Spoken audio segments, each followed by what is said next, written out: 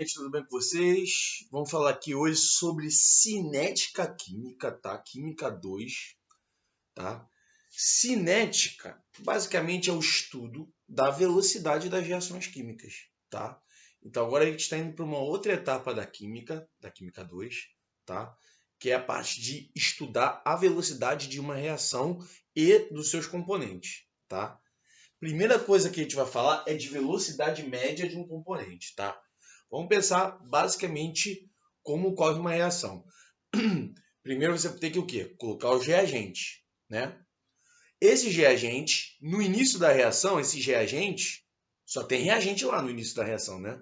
Tempo zero, só botou o reagente. Ao longo do tempo, você vai formando o quê? Vai formando o produto, não é? Isso é a lógica de qualquer reação química, tá? Então, a gente vai estudar o quanto formou em quanto tempo. Então, a gente vai ver quanto formou por aquele intervalo de tempo. Isso vai ser a nossa velocidade da reação, tá? Então, ó, no início, eu sempre tenho reagente formando o produto. No início, vamos pensar que aqui eu só tenho o quê? Reagente no início, né? Então, essa curvinha aqui é a dos reagentes. No início eu tenho uma certa quantidade de reagentes e ao longo do tempo essa quantidade de reagente vai o quê? Diminuir, né? Por quê? Grande parte desse reagente vai formar o quê? Vai formar produto. No início também eu tenho o quê? Eu não tenho produto. Eu não formei nada. Então no início não reagiu nada. Então ao longo do tempo você vai o quê? Formar uma certa quantidade de quê? De produtos. Então essa é o princípio da cinética química, tá? O que a gente vai estudar é a variação da quantidade por um certo intervalo de tempo. Então, por exemplo, antes eu não tinha nada. Aí imagina que aqui formou, sei lá, 6 mols. 6 mols por litro, tá? Ou seja, a variação é 6 mols, tá? Por um certo período de tempo, aquele intervalo de tempo. É parecendo um pouco com física, né, nesse caso, né? Lembra? Velocidade média, distância, variação da distância sobre o tempo, né? Aqui não vai ser distância, vai ser variação da quantidade.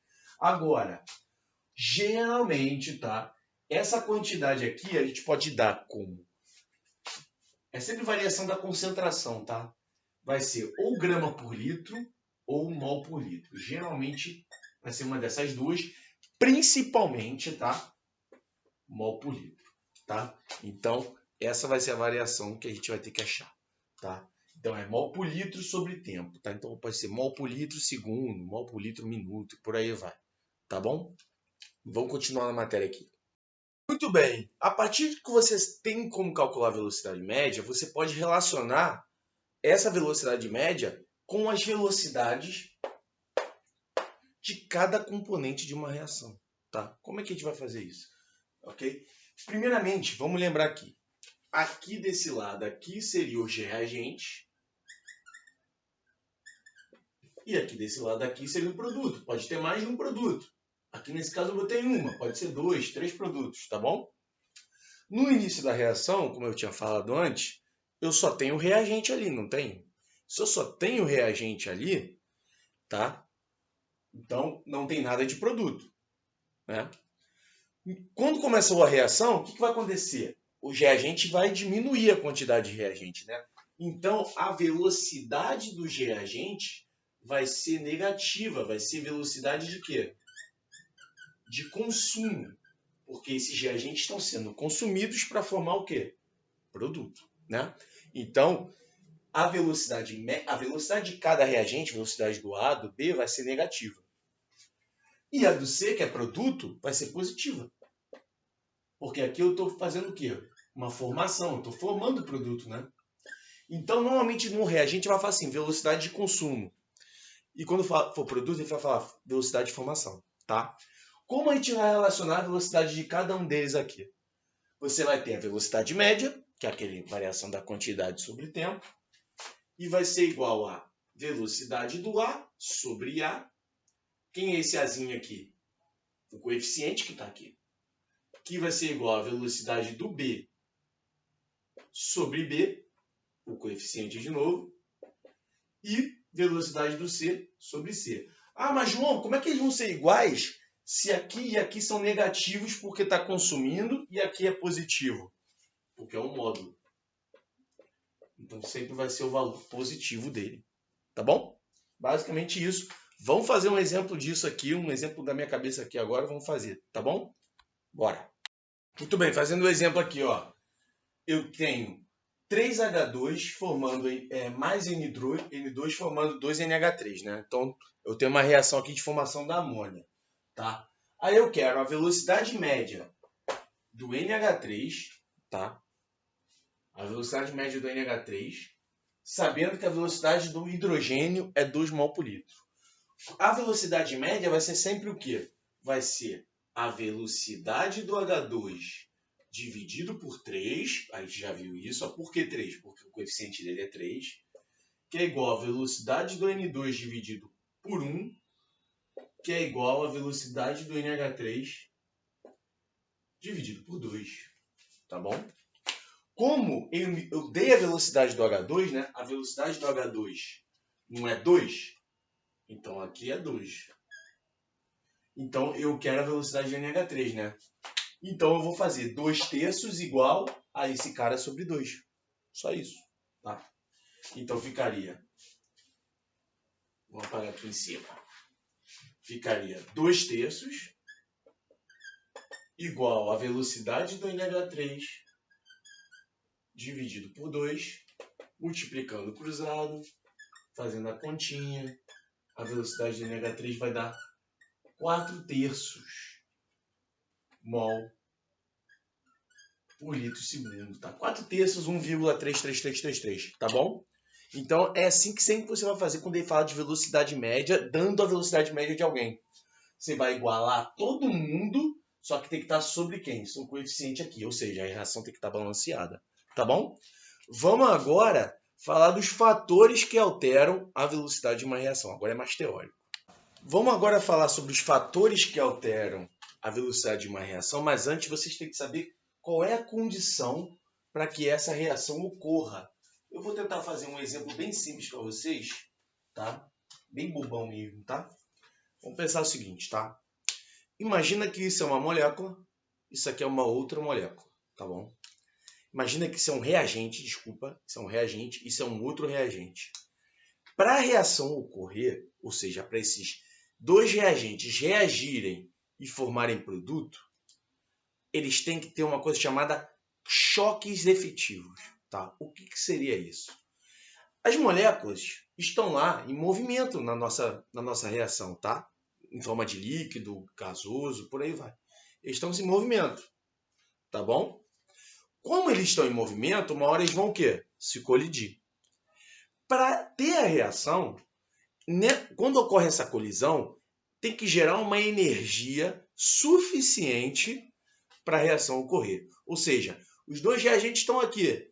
Teve um choquezinho de leve, não formou energia suficiente, ele segue o jogo.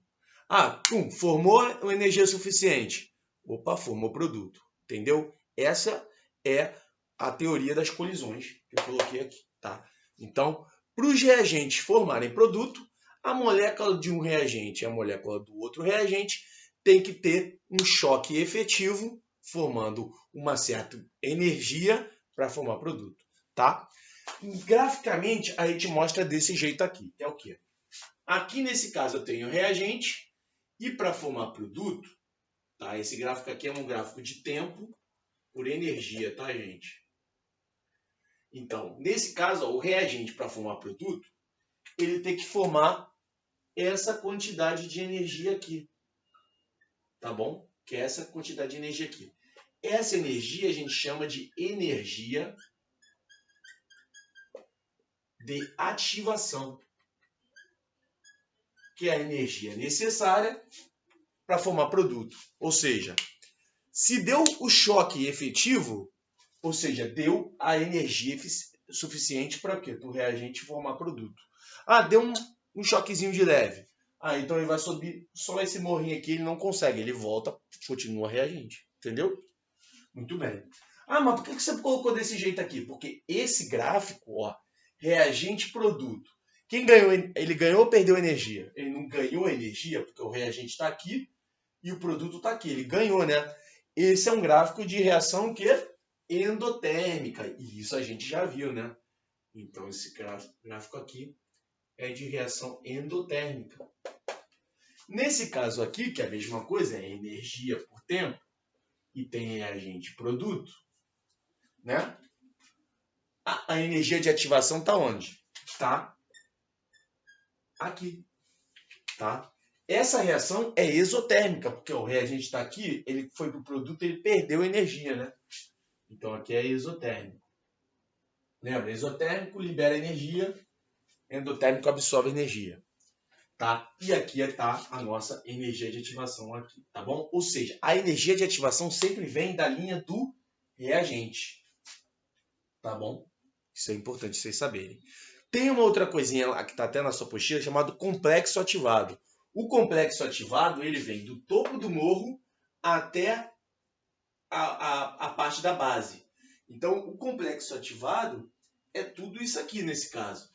Mas se você pegar o complexo ativado na exotérmica, é daqui até aqui, porque o produto não está aqui. Então, o complexo ativado é isso aqui, tá? Então, essa é a diferença de energia de ativação para complexo ativado. Energia de ativação vem sempre do reagente. Complexo ativado, ele vem da menor energia até o topo do morro, tá bom? Anota isso, tá bom? Vamos agora para os fatores que alteram a velocidade de uma reação. No último quadro, vamos falar sobre fatores que alteram a velocidade de uma reação. Tem 5 fatores que você tem que saber. Tipo assim, se eu aumentar, variar a temperatura, o que vai acontecer com a velocidade, entendeu? Isso que a gente vai falar aqui, tá? Vamos lembrar da teoria das colisões, o lance das colisões, tá? Quer ver, ó? Temperatura. O que acontece? Imagina o seguinte, a tua reação está numa velocidade e você quer que aumente essa velocidade. Você tem que lembrar o seguinte, quanto maior a temperatura,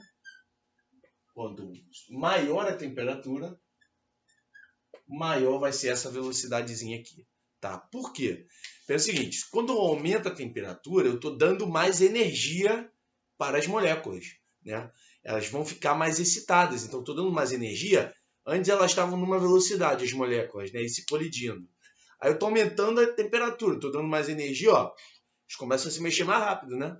Ou seja, a chance de ter mais choques efetivos é maior.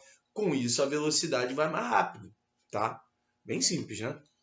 Agora, concentração. Concentração, imagina o seguinte. Vamos imaginar um exemplo bem simples aqui.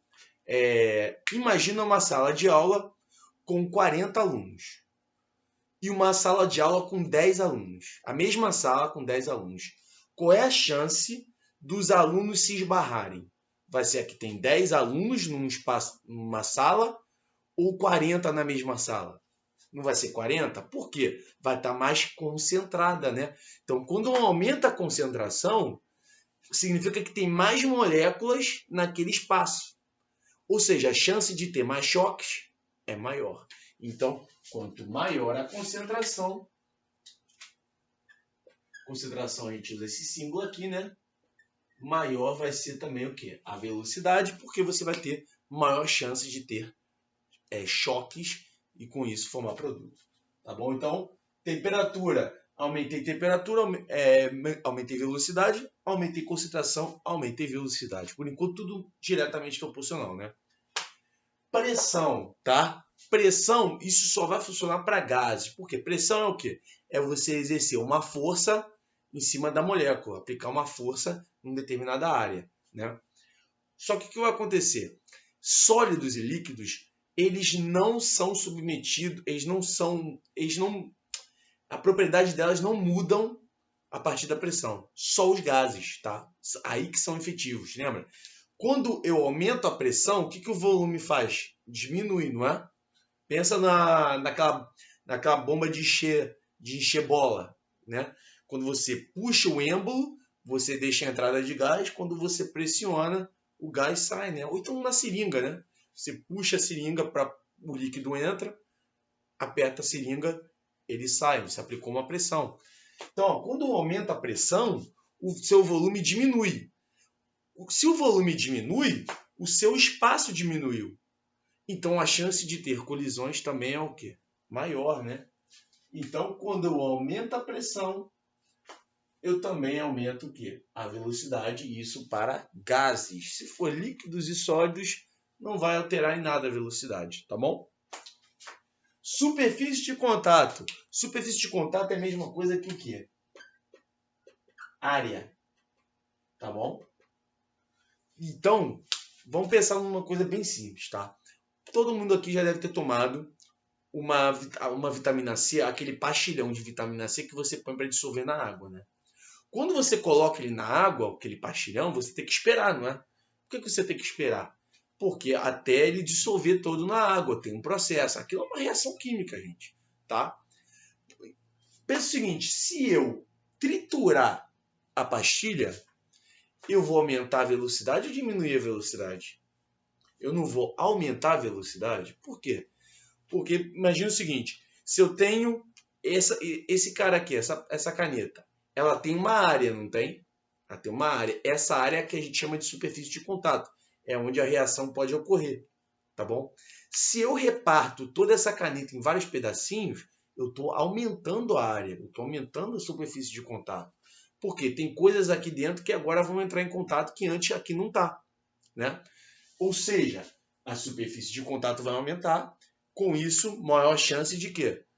De velocidade aumentar, tá? Então, quando eu aumento a área, e eu vou botar aumentei a área, aumentei a superfície de contato, a velocidade também aumenta, maior chance de colisões, porque eu tenho maior área de contato, né?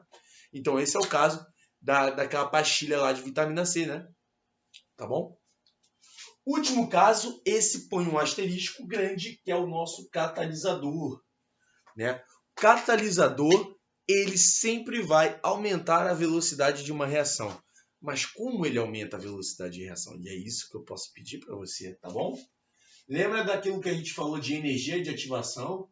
Você tem uma energia, você tem aqui o tempo. Aqui nesse caso é uma reação endotérmica, né? E aqui você tem uma energia de ativação que está nesse pedaço aqui, né? Está vindo daqui até aqui a energia de ativação, né? O que vai acontecer? O catalisador, ele faz com que a reação não precise dessa energia toda. Ele diminui a energia de ativação. Ele facilita que a reação ocorra.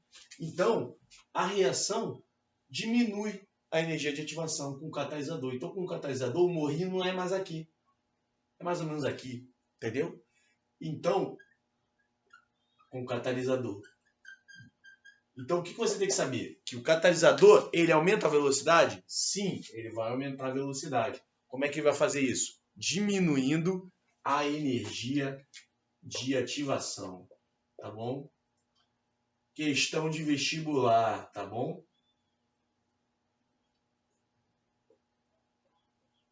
De ativação, tá? Aqui embaixo eu vou colocar um mapa mental dessa matéria, tá bom? Aqui.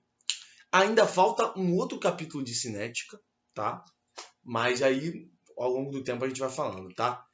Exercícios aqui, tá? Que vocês têm que fazer também, ok? E o gabarito estará no teste, tá bom? Um abraço para todo mundo, se cuidem. Fui.